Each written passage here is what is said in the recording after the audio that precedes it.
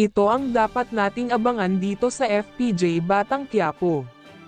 Dahil sa pagpupursigi ng tatay ni Pablo na si Juancho na makuha ang hustisya ng kanyang anak ay natunton at nakilala na nga ang pumatay kay Pablo.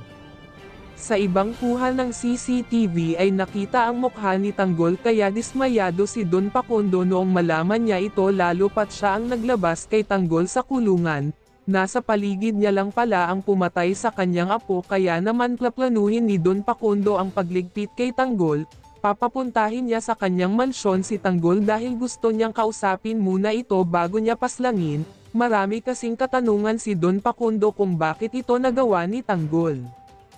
Pati si Senyora Bitina ay gustong makaharap si Tanggol kaya naman si Senyora Bitina ang magiging alas ni Tanggol para matakasan niya ang kamatayan na ito dahil kapag dumikit sa kanya si Senyora Bitina ay gagawin niya itong hostage at walang magagawa si Don Facundo at Juancho kundi sundin si Tanggol dahil hawak ni Tanggol ang buhay ni Bitina.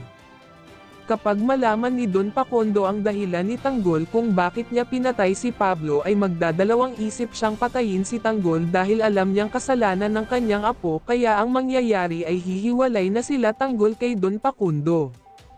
Ngunit saan kaya kakampi si Marcelo sa sitwasyon na ito, dahil malalaman niya na kasing anak niya si Bubbles at para sa kanya ay tama lang ang ginawa ni Tanggol. Malamang ay kakalas na rin si Marcelo kay Don Facundo dahil nagawa niya na ang kanyang layunin na makabawi kay Don Julio.